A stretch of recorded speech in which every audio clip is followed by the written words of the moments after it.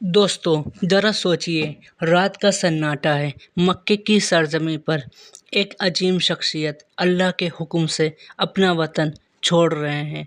वह शहर जिसे वो सबसे ज़्यादा चाहते थे, वह कौम जिसे हिदायत देने के लिए अपना सब कुछ कुर्बान कर दिया, और आज उस मक्का को छोड़ना पड़ रहा है। हिजरत एक लफ्ज़ है, मगर इसके पीछे एक समंदर है, दर्द का, सब्र का और अल्लाह पर तवक्कल का। सफ़र मदीना जाने का सफ़र नहीं था, हक़ और बातिल के दरमियान का फ़ैसला था। ईमान वालों के लिए निजात था, और यह था इस्लाम की नई सुबह का आगाज़। हम इस वीडियो में जानेंगे क्यों हज़रत मोहम्मद सल्लल्लाहु ताला अलैहि वसल्लम ने मक्का को अलविदा कहा।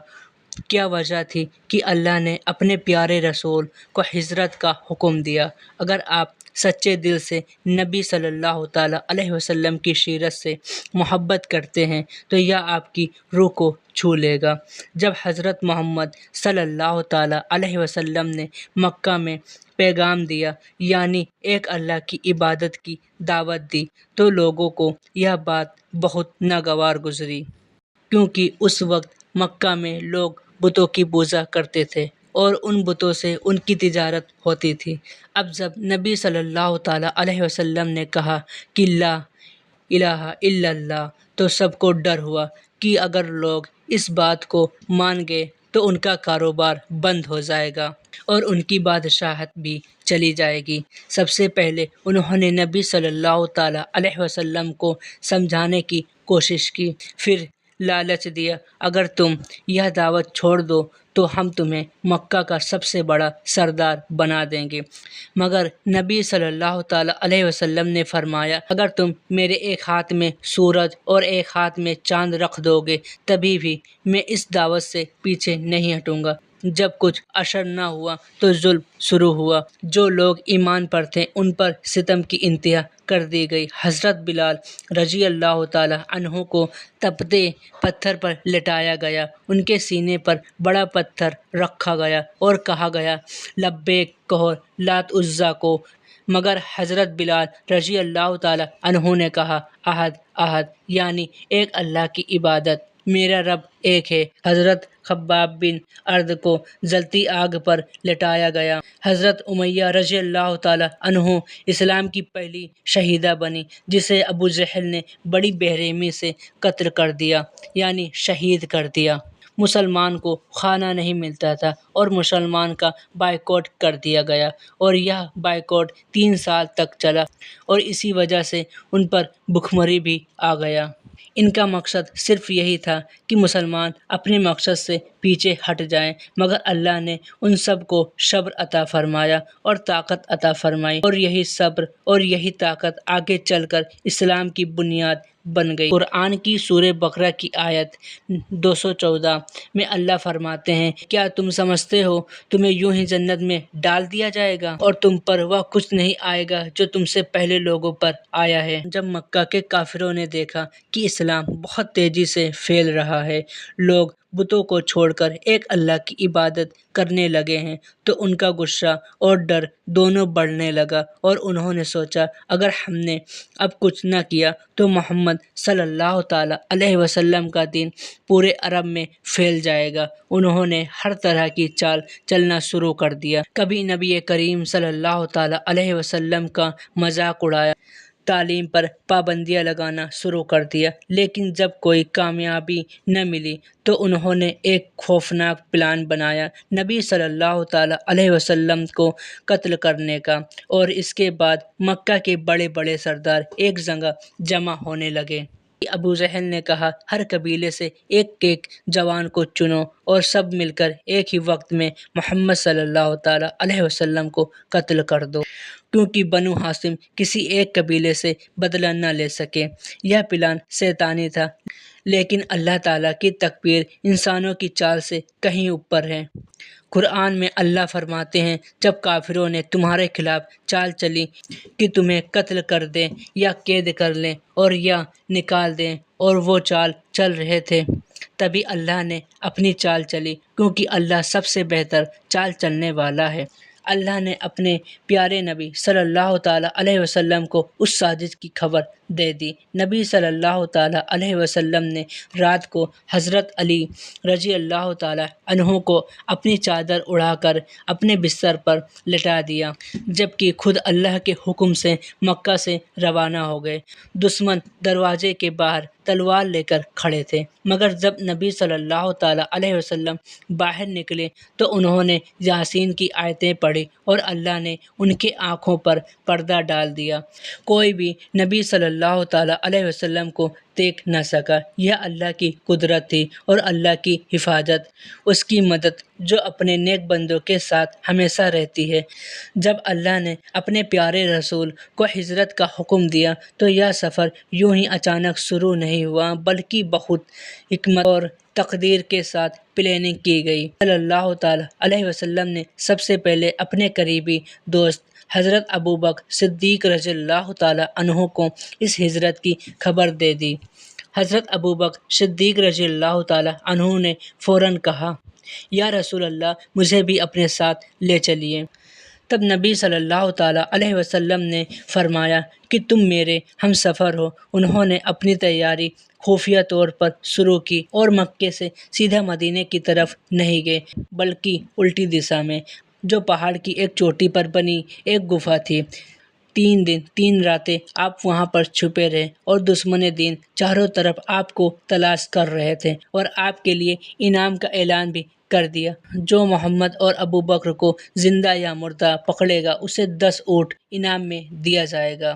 یہاں تک کہ کچھ لوگ بالکل قریب آ پہنچے۔ حضرت ابو بکر رضی اللہ تعالیٰ عنہ نے نبی صلی اللہ تعالیٰ علیہ وسلم سے کہا، اگر وہ لوگ نیچے کی اور دیکھ لیں تو ہمیں آسانی سے دیکھ سکتے ہیں۔ اس پر نبی صلی اللہ تعالیٰ علیہ وسلم نے جو جواب دیا وہ آج بھی ہر مومن کے ایمان کو مضبوط کرتا ہے، لا الا معنا، یعنی مت گھبراؤ، اللہ ہمارے ساتھ ہے۔ حدیث میں آتا ہے کہ اس وقت اللہ نے اپنی قدرت سے ایک مکڑی کو بھیجا جس نے وہاں پر جال بنا دیا، اور اللہ نے ایک کبوتر کو بھیجا جس نے وہاں پر انڈے دے دیے۔ جب دشمنوں نے دیکھا کہ جال اور انڈے وہاں پر موجود ہیں تو انہوں نے سوچا کہ اس کے اندر کوئی نہیں جا سکتا، اور وہ لوگ وہاں سے واپس چلے گئے۔ اللہ کی حفاظت اور نبی صلی اللہ تعالیٰ علیہ وسلم کا توکل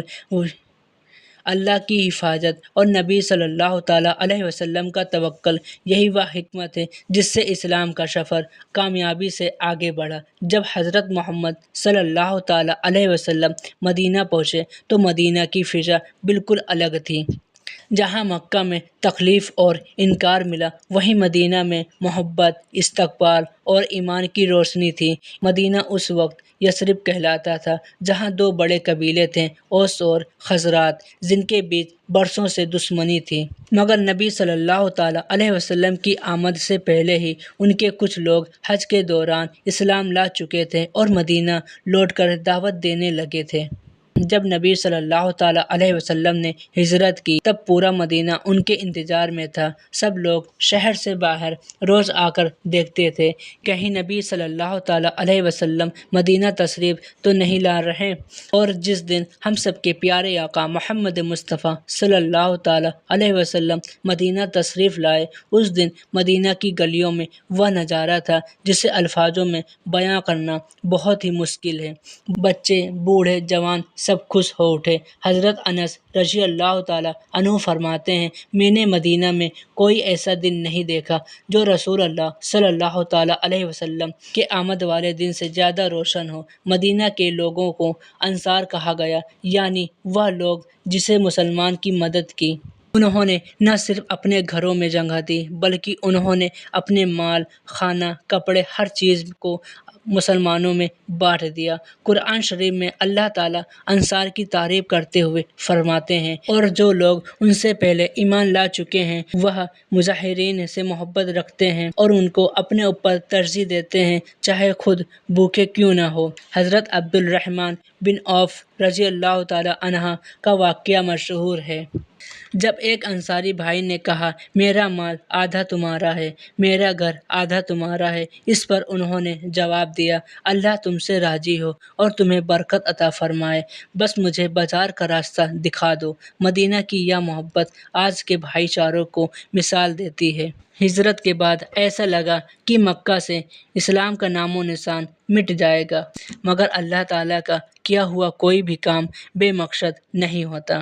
نبی کریم صلی اللہ تعالیٰ علیہ وسلم جب مدینہ پہنچے تو وہاں پر اسلام کو ایک مضبوط بنیاد ملی، مگر مکہ کے لوگ دیکھ رہے تھے کہ کیسے مدینہ میں اسلام ترقی کر رہا ہے۔ نبی صلی اللہ تعالیٰ علیہ وسلم کی باتوں میں حکمت اور حق ہے۔ کچھ سالوں بعد نبی صلی اللہ تعالیٰ علیہ وسلم نے مکہ کو فتح کیا، بنا خون بہائے، بنا بدلے کی نیت سے۔ یہ تھا اسلام کا اخلاق۔ وہ لوگ جو نبی صلی اللہ تعالیٰ علیہ وسلم کو پتھر مارتے تھے آج ان کے لیے رحمت بن کر آئے۔ اب بہت سے لوگوں کے دلوں میں یہ سوال اٹھتا ہے کہ ابو طالب کون تھے؟ ابو طالب حضرت علی رضی اللہ تعالیٰ عنہ کے والد تھے اور نبی صلی اللہ تعالیٰ علیہ وسلم کے سگے چچا۔ انہوں نے بچپن سے ہی نبی صلی اللہ تعالیٰ علیہ وسلم کی پرورش کی اور ہر مصیبت میں ان کا ساتھ دیا۔ حالانکہ انہوں نے اسلام ظاہر نہیں کیا، لیکن نبی صلی اللہ تعالیٰ علیہ وسلم کو کافروں کے ظلم سے بچانے میں ان کا بہت بڑا کردار رہا۔ ابو طالب کے وفات کے بعد کافروں کا ظلم اور بھی زیادہ بڑھنے لگا۔ تبھی نبی صلی اللہ تعالیٰ علیہ وسلم کو مکہ چھوڑنا پڑا۔ قرآن میں اللہ فرماتے ہیں کہ وہ اللہ ہی ہے جس نے اپنے رسول کو ہدایت اور سچے دین کے ساتھ زمین پر بھیجا تاکہ اسے ہر دین پر غالب کرے، اور یہ غالب ہونا ہجرت سے ہی شروع ہوا۔ ہجرت مکہ سے مدینہ جانے کا نام نہیں، بلکہ یہ ایمان اور صبر اور توکل کی بہت بڑی نشانی ہے۔ اس میں ہر اس انسان کے لیے صبر ہے جو آج کے دنوں میں مصیبت سے گزر رہا ہے۔ مکہ میں نبی صلی اللہ تعالیٰ علیہ وسلم پر اور صحابہ اکرام پر کئی سالوں تک ظلم ہوتے رہے، مگر انہوں نے بدلے میں ہاتھ نہیں اٹھایا۔ آج ہم ذرا سی پریشانی پر سب کچھ چھوڑنے پر تیار ہو جاتے ہیں۔ ہجرت ہمیں سکھاتی ہے کہ صبر ہی کامیابی کی چابی ہے۔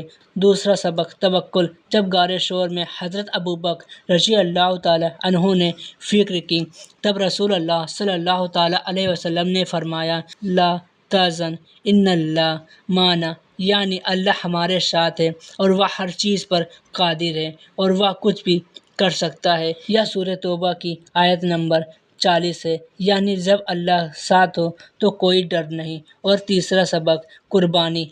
حضرت علی رضی اللہ تعالیٰ عنہ نے نبی صلی اللہ تعالیٰ علیہ وسلم کی جگہ پر چادر اوڑھ کر جان کو خطرے میں ڈال کر لیٹ گئے، اور انصار نے اپنے گھروں اور مال کھول دیے۔ کیا ہم دین کے لیے اپنے گھر اور مال کو قربان کرنے کے لیے تیار ہیں؟ اور چوتھا سبق بھائی چارہ۔ مظاہرین کا پیار ہمیں بتاتا ہے کہ مسلمان امت ایک جسم کی طرح ہونی چاہیے، نہ کہ تقریر اور فتنے میں بٹی ہوئی۔ رسول اللہ صلی اللہ تعالیٰ علیہ وسلم نے فرمایا ہر مسلمان آپس میں بھائی ہے، وہ نہ اس پر ظلم کرے اور نہ ہی اس کو پریشان کرے۔ آج ہم بہت سے لوگ کہتے ہیں کہ وہ رسول اللہ صلی اللہ تعالیٰ علیہ وسلم سے بہت محبت کرتے ہیں، لیکن افسوس کی بات یہ ہے کہ اس محبت کو جتانے کا طریقہ بہت ہی غلط ہے۔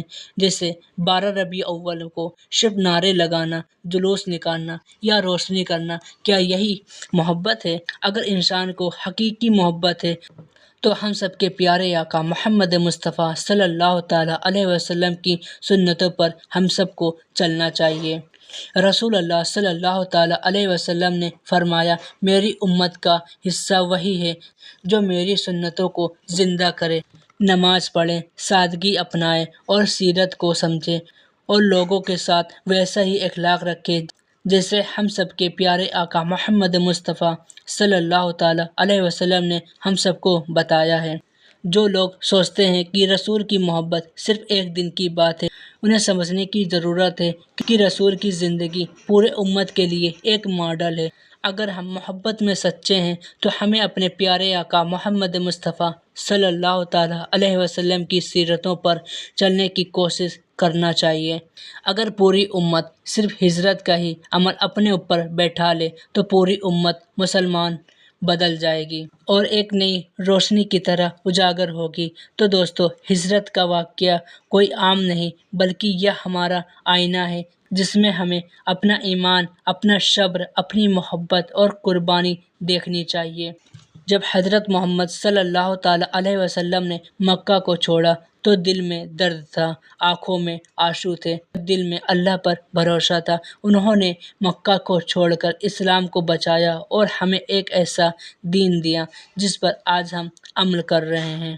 ہجرت ہمیں سکھاتی ہے کہ کبھی کبھی دین کی راہ میں اپنا سب کچھ چھوڑ دینا چاہیے اور اللہ تعالیٰ اس کا بہتر بدلہ ضرور دیتا ہے۔ رسول اللہ صلی اللہ تعالیٰ علیہ وسلم نے فرمایا، جس نے اللہ اور اس کے رسول کے لیے ہجرت کی تو اس نے اللہ کے لیے ہجرت کی۔ تو دوستو، آئیے ہم بھی اپنے دلوں سے گناہوں کی ہجرت کریں، نفرت سے محبت کی طرف ہجرت کریں اور اپنے دلوں کو اسلام کی روشنی سے روشن کریں۔